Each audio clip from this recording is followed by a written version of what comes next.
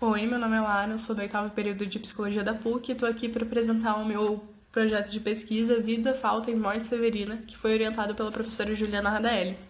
Esse trabalho tem relação com a obra Morte e Vida Severina, de João Cabral de Melo Neto, e para isso eu gostaria de começar falando um pouco sobre a arte, que por inúmeras vezes serviu de pano de fundo para ilustrar os conceitos psicanalíticos. Os artistas também se colocam à frente do vazio e desenvolvem a capacidade de sublimar afetos, criando uma coisa de valor social e permitindo que outras pessoas também encontrem vazão para os seus próprios sentimentos em suas obras. Então, o objetivo principal do trabalho foi analisar a função do objeto A na sintomatologia do luto e da melancolia pelo estudo de morte e vida severina, e ainda diferenciar o luto da melancolia e localizar a função do objeto A na teoria lacaniana. Como materiais e métodos, foi utilizado o livro Morte e Vida Severina e como ponto de partida na parte teórica foi feita uma revisão de literatura da construção dos conceitos do luto e melancolia desde 1885 até 1915 e a revisão do Seminário 10, o Seminário da Angústia de Lacan. A pesquisa também se apoiou em autores e comentadores da área, buscando diluir e enriquecer os textos base. E com isso, eu começo falando que Freud buscou compreender a melancolia a partir do afeto normal do luto, já que eles possuem uma série de características em comum, como o desânimo, a perda de interesse pelo mundo externo e a inibição da atividade do sujeito. O ponto é que, enquanto no luto há uma perda de natureza objetal, na melancolia há a perda do ego. Isso significa que no luto, mesmo que de forma lenta, já que ninguém gosta de abandonar de bom grado aquilo que perdeu, o sujeito é imposto a um trabalho de elaboração. Já o melancólico há o destaque para a diminuição do sentimento de autoestima, chegando num ponto de encontrar expressões de autorrecriminação e auto-humilhação, tudo isso culminando numa expectativa delirante de punição. Isso significa que houve um grau tão alto de identificação com o objeto que o sujeito passa a se tratar como sendo o próprio objeto. E com isso chega a parte de abordar o objeto A na teoria de Lacan. Em poucas palavras, o objeto A é aquilo que se liga à falta necessária do sujeito, e basicamente é o imposto a ser pago pela intromissão do outro na nossa vida.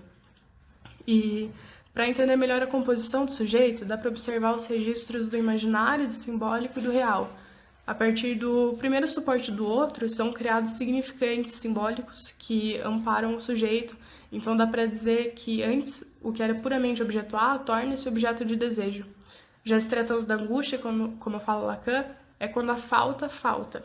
Ou seja, ali onde deveria ter um objeto A, algo inalcançável, algo inatingível, o objeto se presentifica. Assim, o ponto de diferença entre luto e melancolia está na relação direta com o objeto A, mantida pelo melancólico e apagada no enlutado.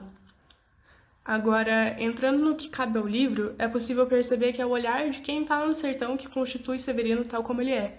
E marcar o ser com linguagem é tornar ele sujeito, é evidenciar ele como seu objeto de amor.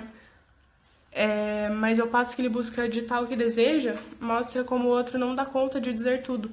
E a reação a isso é o surgimento do ideal de eu, que direciona o sujeito ao amor por si. Aqui eu destaco a fala de Severino, que não há espécie de terra que eu não possa cultivar, porque mesmo que de forma inconsciente, o Severino ele se viu de forma como amável junto à vida.